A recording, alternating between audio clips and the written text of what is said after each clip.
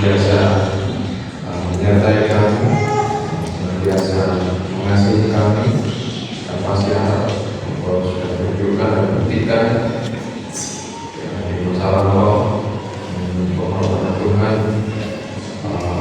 sekali untuk seterusnya sampai akhir kami. Patut mensyukuri anugerah kasih Tuhan untuk kita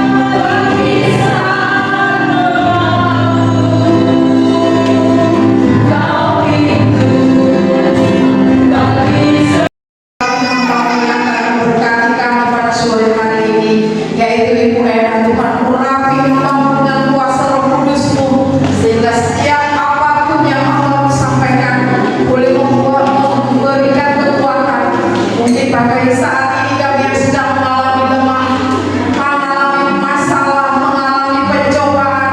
Kami percaya melalui kekuatan firman Tuhan kami boleh mendapatkan kelegaan, dan Tuhan menolong hamba, menolong kami semua. Kiranya Tuhan juga hadir di tengah-tengah kami. Bahkan kalau ada kuasa-kuasa iblis, kuasa-kuasa kegelapan yang akan mencuri berkat firman-Mu, saat ini kami bersatu hati, kami menceritakan pandangan di dalam nama Tuhan Yesus. Kami hanya undang otoritas kuasa Roh Allah bekerja atas kami. Anak-anak Tuhan berikan ketenangan, berikan sukacita sehingga mereka semua dapat mengikuti kegiatan ini. Masih berpakaian dinas karena ini masih jam dinas ya, masih jam saya bekerja, jadi nggak boleh ganti pesan, nggak boleh.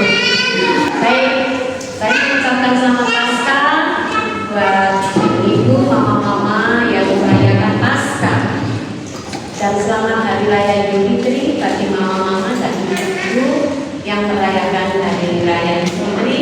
Mohon maaf lahir batin ya. Namun hari ini kita merayakan Paskah bersama. Nah, ibu-ibu yang terkasih dalam Tuhan, seringkali itu kita ini ditanya, kan ya? Tapi mungkin pertanyaan itu membuat kita menjadi sebel, ya kan? Mengapa? Karena kita ini menjawab, ya benar nggak salah, gitu ya. Kita nggak bisa pungkiri, seringkali kita nggak bisa menjawab. Lapo saya kok ono Tuhan salib gitu ya, kok belum enggak. Nah, momen ini akan memberikan kita sebuah semangat, motivasi, karena kita akan bicara tentang fakta sejarah, tapi juga ini merupakan satu pesan yang akan membawa kita memiliki kehidupan yang jauh lebih baik. Setuju tidak ibu? Setuju ya. Jangan akan capek-capek dari rumah lalu kemudian di sini tidak apa-apa ya, nggak mendapat apa-apa, mendapat mantor. Ada nggak yang datang ke PPA, ke IPIA tambah mantor gitu? Ada? Pernah nggak? Oh ya enggak lah, ya nggak mengaku seperti. Nah saya kan ngalamin ya. Ibu-ibu yang berkasih dalam Tuhan, keyakinan iman Kristen itu berdasarkan karya Allah pencipta langit dan bumi menebus dosa manusia dari hukuman maut ya. Di dalam kitab Roma pasal 3 ayat yang ke-13 ya, semua manusia itu berdosa dan kehilangan kemuliaan Allah. Ya, kemudian dalam Yohanes 3:16, karena begitu besar kasih Allah akan dunia ini, maka Ia mengutus ya anaknya yang tunggal, supaya siapa yang percaya padanya tidak binasa, melainkan beroleh hidup. Lalu gimana ini ceritanya? Allah punya anak, Tuhan punya anak, ini bagaimana ceritanya? Nah, keyakinan iman Kristen bahwa Allah kita itu memiliki 3 pribadi ya, sebagai Allah pencipta, namun juga Allah yang nuzul ya. Islam tahu nuzul itu apa ya, yang nuzul sebagai manusia, bukan hanya menjelma. Kalau menjelma dari ini menjadi ini gitu ya. Nuzul itu hampir mirip dengan menyatakan diri gitu ya. Jadi menyatakan diri dalam wujud manusia itu ya, kita percayai adalah Isa Al-Masih atau Yesus Kristus. Kemudian fakta berikutnya, Allah yang kita puja, kita sembah itu adalah roh adanya. Jadi di dalam bentuk Roh Kudus. Bapak, ibu-ibu yang terkasih dalam Tuhan, peristiwa Paskah adalah peristiwa di mana Allah sudah menyatakan janjinya bahwa manusia yang melanggar ke dalam dosa itu harus diselamatkan. Kalau tidak diselamatkan, semuanya akan binasa. Namun persoalannya adalah siapa yang percaya. Yohanes 3:16 tadi, siapa yang percaya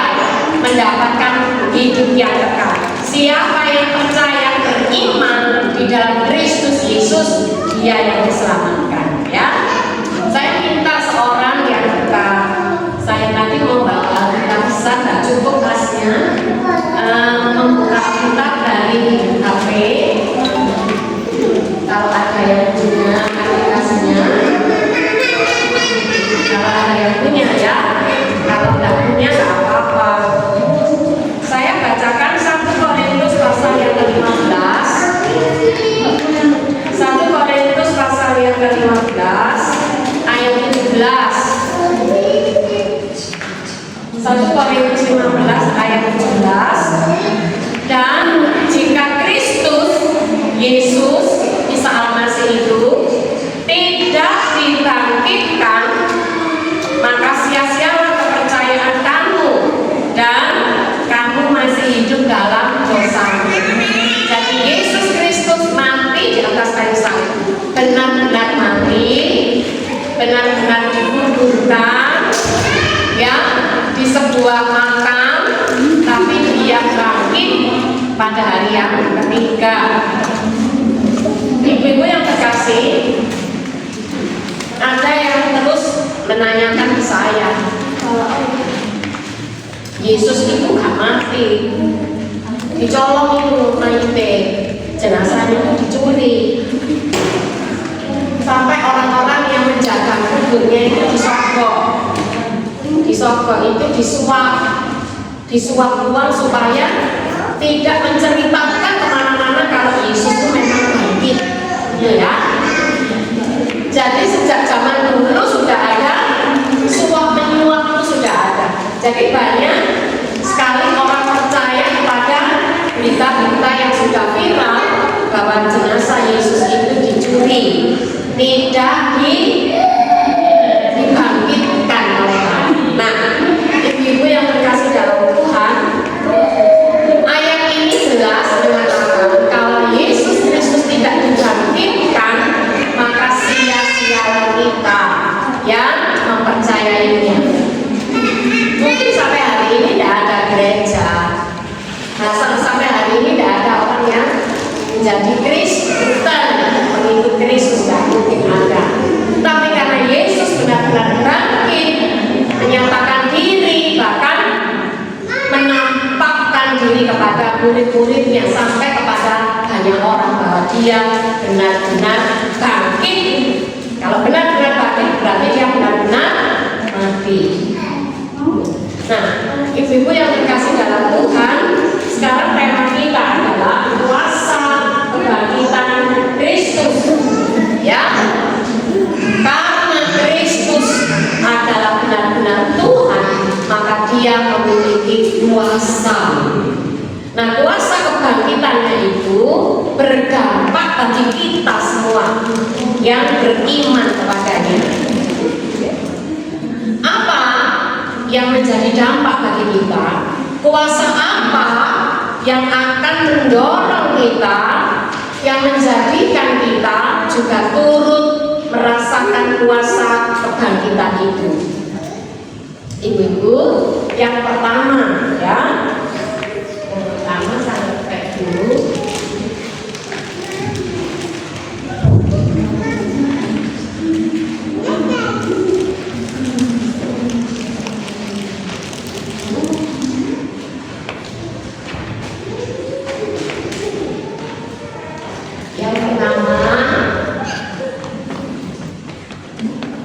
Yang pertama adalah kita dibangkitkan dalam iman. Nah, saya mau bertanya dulu, ibu-ibu, kalau kita baru mendengar ada orang yang menerjunkan diri bersama anak-anaknya, bukan terjun payung, ya, bunuh diri, gitu ya, terjun bebas dan akhirnya mati semua, ya, gitu. Menurut ibu-ibu, itu apakah orang yang tidak punya agama? Apakah orang yang tidak pernah sekolah lalu mendapat pelajaran agama? Karena di Indonesia ini pendidikan agama itu nomor 1, ya kan? Karena itu menyangkut pendidikan akhlak, moral, etika, ya.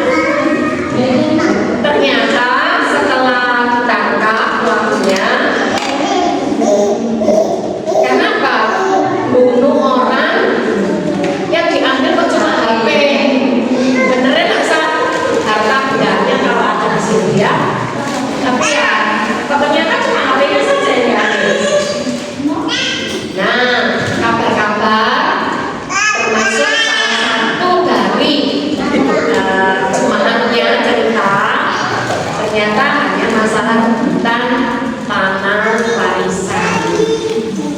Menurut ibu-ibu, apakah orang yang hanya atasi warisan dibandingkan dengan bunuh itu, dibandingkan dengan hukuman seumur hidup atau hukuman mati, karena itu kan pembunuhan berencana ya.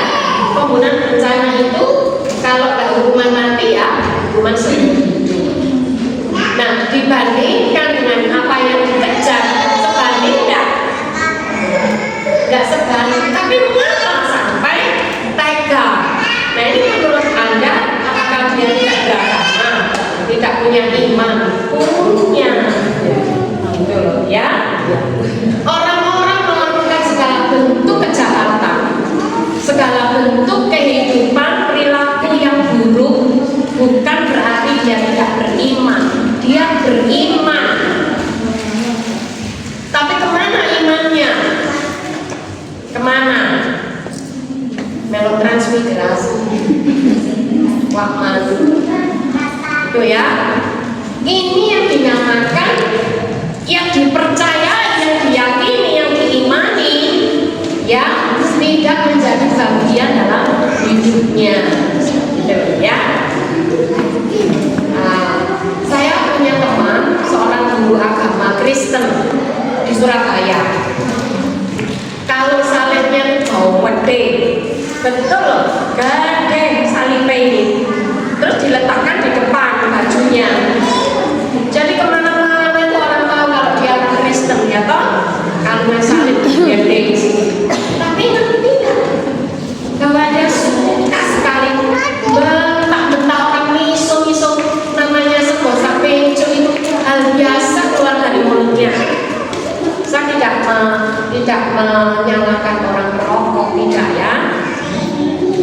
Tapi beliau ini guru agama Kristen, mengajar anak ini ya, kakinya naik dan rokok sedang betul saling digawat tinggi. Kadang saya begini, cocok apa enggak ya? Iman yang dia percayai, bahkan yang dia wujudkan dengan bentuk ini loh, iman salib ini. Tapi dengan perilakunya tidak sesuai. Bahkan terakhir saya dengar dia itu suka sekali menggalang teman-temannya, ngajak demo, ngajak gelut, ngajak berontak dan seterusnya. Pak Wondo tahu mana ini? Pak Wondo tahu dia juga. Nah, ibu-ibu, iman itu bukan benda atau barang yang diberikan nil. Iman ya, tidak. Iman itu adalah karya Allah dalam hidup kita, sehingga kita mengaku bahwa Yesus adalah Tuhan dan Juru Selamat. Iman itulah yang membuat kita percaya bahwa Allah yang kita sembah itu mengasihi kita. Ya, mesti kayak 16 saja. Iman yang kita percayai membuat kita menjadi percaya bahwa Allah yang kita sembah itu mengasihi kita. Allah itu sangat-sangat mengasihi dan tidak ingin di antara yang akhirnya binasa. Oleh karena itu, ibu, iman yang kita percayai adalah selaras dengan apa yang menjadi perilaku hidup kita. Kuasa kebangkitan Kristus, dampak yang pertama adalah bangkit jugalah iman kita. Iman kita juga harus bangkit. Jangan kita cuma rajin beribadah, rajin bersembahyang, rajin ke gereja, rajin memberikan persembahan, tapi hidup kita kehidupan yang sama sekali bertolak belakang dengan iman yang kita percaya. Ya, yang kedua, ini ya, bangkitlah dalam iman yang kokoh. Ibu-ibu yang terkasih dalam Tuhan, yang kedua sekarang, bangkitlah. Yang kedua, selain yang kedua, bangkitlah dalam pengharapan. Ibu-ibu, ketika hari Minggu, waktu itu Yesus matinya hari Jumat, ya, maka kita memperingati apa?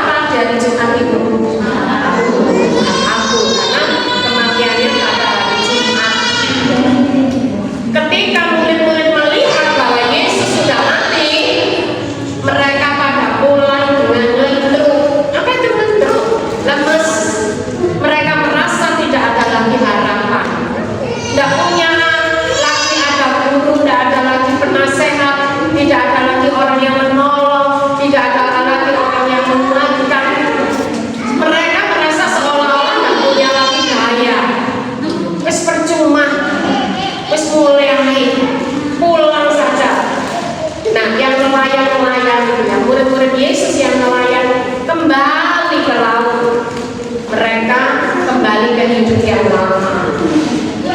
Tidak ada lagi penghargaan. Nah, ibu-ibu yang terkasih, ketika hari Minggu, salah satu dari murid mereka itu yang perempuan, siapa? Yang tahu? Kekubur perempuan, ya. Ibu mau nikah, dulu ya.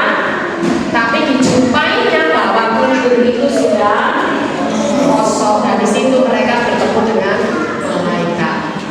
Kamu tuh tidak ingat tak? Kan dia sudah sampaikan kalau dia akan bangkit di hari yang ketiga.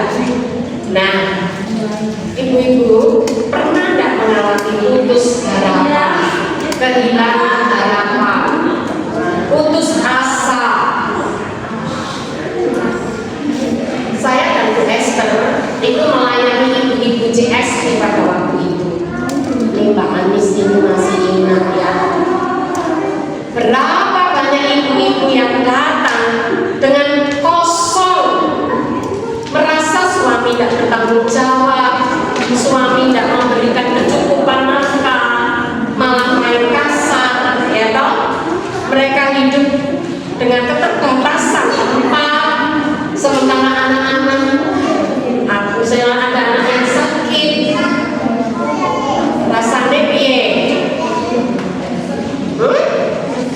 Ada seorang ibu pada waktu itu sudah punya anak dua ya, tapi tiba-tiba datang dengan kondisi hamil. Dia bilang nggak sengaja kalau orang hamil, dia berusaha menggugurkan kandungan itu, berusaha dengan berbagai cara digugurkan. Nggak bisa jatuh, nggak bisa, kok tetap saja ngenger gitu ya, putus asa, sembarang nggak bisa tertarik, ketemu dengan kami berdua, jangan sampai terjadi hal pengguguran, tetap dipertahankan. Kami dampingi ibu-ibu. Ketika dia melahirkan, dia tuh sebenarnya bilang, mas harus, karena suami selingkuh. Saat dia hamil, suaminya selingkuh, sudah gak pulang lagi ke rumah, pulang dari gondelnya. Ya dia tahu, dulu ya, dia sudah lama lagi. Dan ternyata anak yang dilahirkan tidak sehat, katakan jantung bocor. Kenapa? Nah, ternyata ibu yang mengandung dalam kondisi depresi, tekanan, membuat yang dikandung itu tidak sehat. Ya. Nah, jantung bocor ini bukan karena dia kurang gizi saja, tapi karena si ibu mengalami tekanan yang luar biasa. Dia sudah menyerah, sembuh. Gimana nih ibu? Gimana? Ya, ibu-ibu yang terkasih, kami berdua dengan gigih memberi semangat. Waktu hamil itu dikasih apa? Suruh makan ya. Saya dong. Tungguin, makan sama present. Makan. Kenapa? Kalau dituruti tidak mau makan, bayi dalam kandungan juga tidak akan mendapat gizi apa-apa kan? Betul, mau makan di CS karena takut sama kita berdua. Bu Esther ini, ayo makan. Nah, puji Tuhan yang satu bayi sehat, tapi satunya tidak bisa. Kita mengalami sakit, dan itu akhirnya kita perjuangkan bagaimana supaya bisa dirawat. Ibu-ibu yang terkasih, saya akhirnya minta suami istri datang ke rumah. Bu, besok ajak suami ke ya Bu Enda. Datang hujan-hujan ke rumah. Nah, dapatlah kuliah ceramah agama ya. Lalu sang suami bilang, ya Bu, saya ketemu karena semua adalah saya. Nah, rekonsiliasi. Sudah minta maaf sama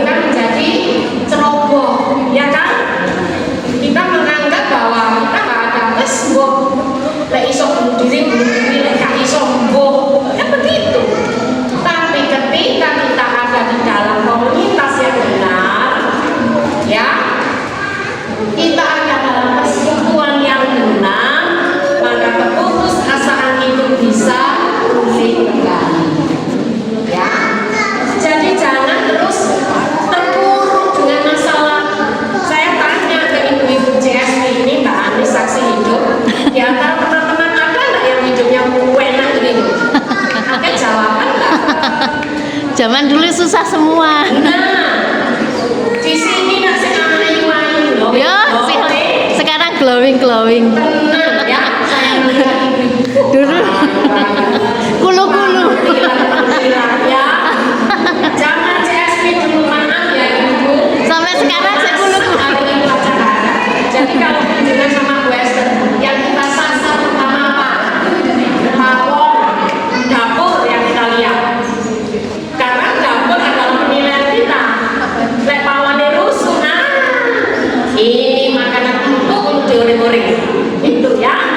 Kamar tidurnya bagaimana? Maaf ya ibu-ibu, pelajaran dulu sampai kamar mandi, sampai kamar tidur, sampai dapur, sampai semua itu jadi penilaian ya. Jemuran. Cara mbak ya apa wis ya Mbak Anis ya, caranya mbak dapat pelajaran ya. Siapa yang paling nyocok? Honor. Karena kan sudah kompakan, kita mau membangun bukan meruntuhkan orang yang tidak ya. Ibu-ibu yang terkasih dalam Tuhan, ada sampai ketika kita kunjungan masih kemana-mana, kita ini kunjungan sudah di depan rumah, intai di wongi, di gendong anak mana-mana, dia sama nih ya Bu, aku cari usaha apa? Ya Bu cari usaha, lo iya aku ya usaha